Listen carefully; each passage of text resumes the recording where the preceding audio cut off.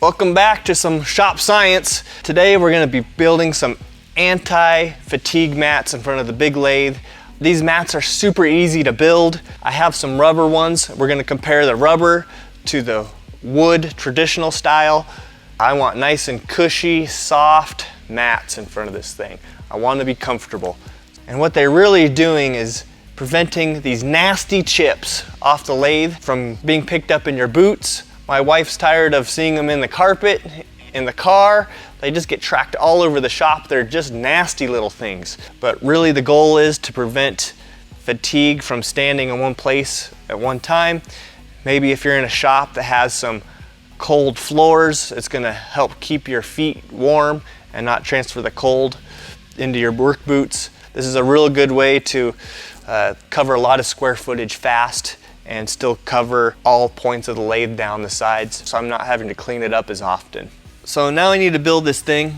It's time to go to the store and pick up some materials.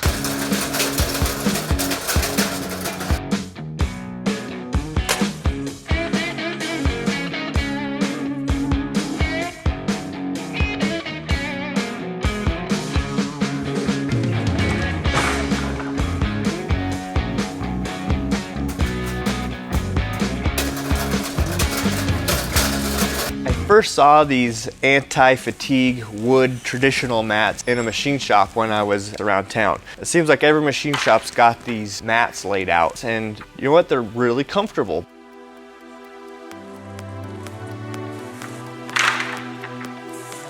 I'm gonna force oil into the wood to hopefully prevent the wood from drying out and cracking and splitting. So that's why I'm gonna use the linseed oil.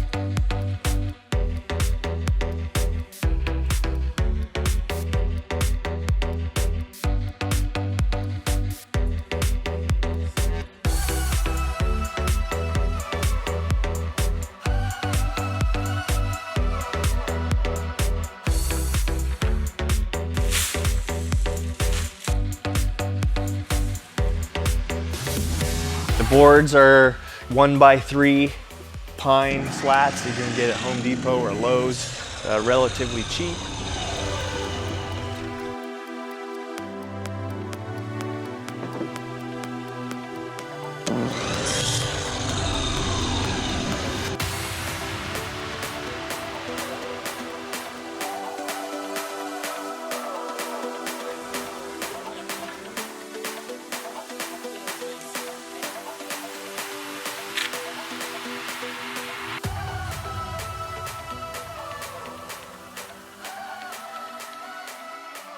One of the reasons why I like the style mat is I'm able to set it up for my size and weight.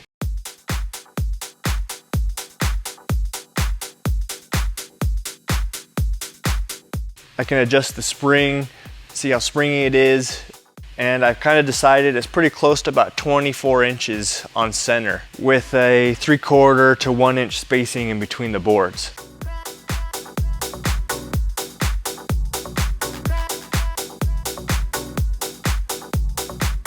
This 4x8 pad, I have 14 slats. They're roughly about 3/4 to 1 inch spacing in between. And I just put one single screw in every one of them.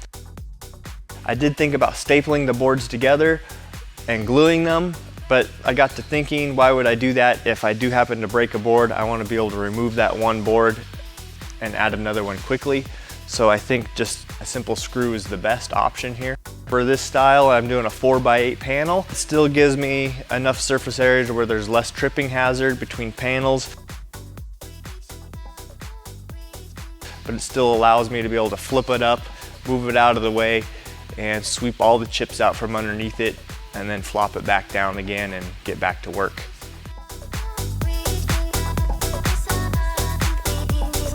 There are some downsides with the traditional wood. You have this large raised edge portion that you might trip on, but there's lots of things in this shop that's a potential tripping hazard, and I'm willing to take that risk and be able to try both styles out, traditional and the rubber.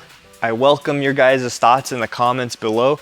I really want to hear what you guys prefer, the rubber mats or the traditional wood style. Help us all out to say why you like one or the other. So we'll see how it plays out for myself. Make a comment in the comments. I'd like to hear which one you guys prefer. Please like and subscribe if you aren't already, and we'll catch you on the next one. What's the word for it? What's the word, James? What is the word? Oh yeah. What's the word for it, James? Yeah. Fatigue mat. Yeah.